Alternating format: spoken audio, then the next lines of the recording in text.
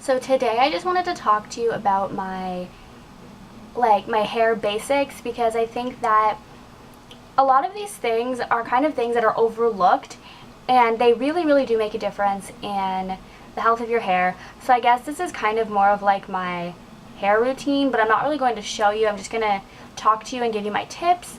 If you need any further clarification, if you want me to show you how I do anything, just let me know and I'd be happy to do that.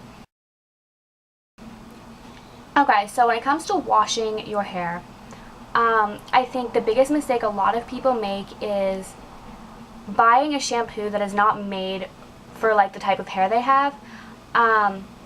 So you need to look at your hair and you need to look at what your hair needs. For me, I have naturally like curly, wavy hair, and basically if your hair isn't straight, it does need more moisture than someone who has like straight hair, like almost straight hair. And my hair gets dry very easily. I color it, I use heat on it sometimes, and I don't even do these things very often. Like I rarely color my hair and put heat on it, and I know people who do this all the time. So if you color your hair, if you put heat on it, you definitely just need something that's going to restore your hair. And if you have hair that's kind of dry, like me, whenever I buy shampoo, I reach for something moisturizing right away. That's my number one shampoo that I usually go for, unless I'm going through a time where my hair has a different need. But you need to buy shampoos that go with the needs of your hair. Yeah, I guess.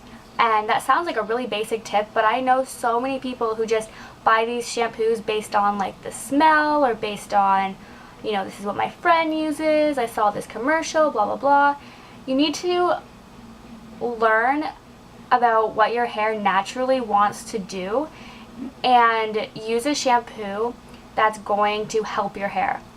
Yeah. And they have all different shampoos that do all these different things in all sorts of price ranges. So even if you just wanted to talk to a hairdresser, he or she would probably be able to let you know what the needs of your hair are. That might be a good tip. So start with a shampoo that is going to do something for your hair. And try to use shampoo on your hair as little as possible. I only wash my hair when it is necessary.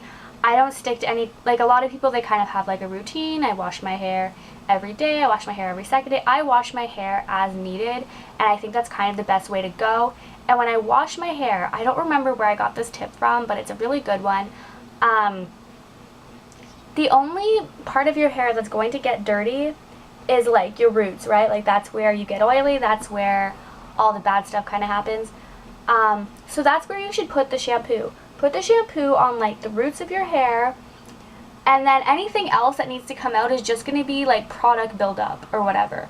So when you rinse the shampoo out of your hair, it'll go down the hair shaft and it'll take all of that product buildup out, but then you're not drying out the rest of your hair by stripping the oils with shampoo.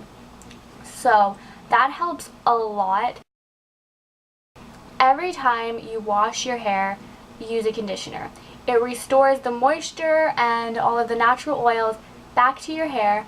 I think that with conditioners, I find some are just better than others. I don't really know what to say.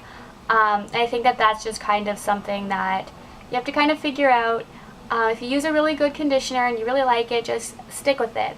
It is good to change things up every so often, because if you don't, your hair kind of grows accustomed to it. It doesn't work as well anymore.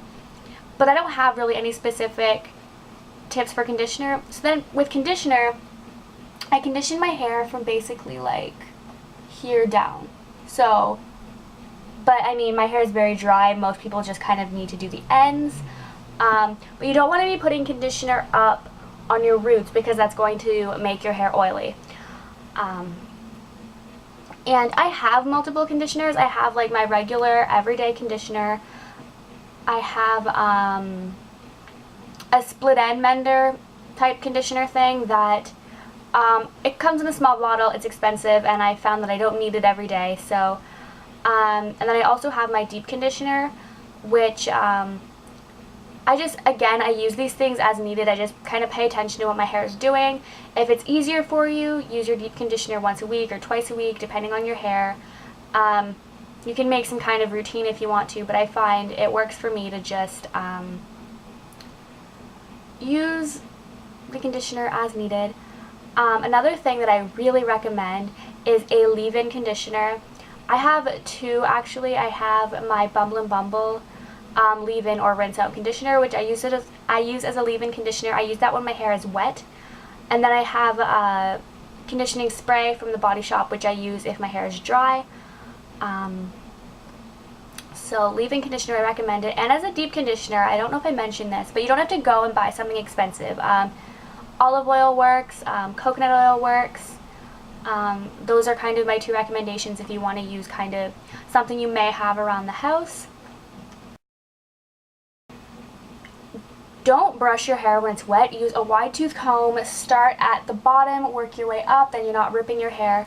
Personally, I don't even own a brush. All I have is a wide tooth comb.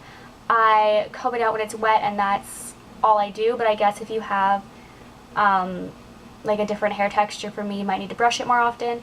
But never, ever, ever brush your hair when it's wet. Ever. Like, it's one of the worst things you can do. And don't, I'm kind of bad for this a little bit, but don't wrap your hair up in a towel and leave it there. That's really bad. Try to just kind of squeeze the water out of your hair.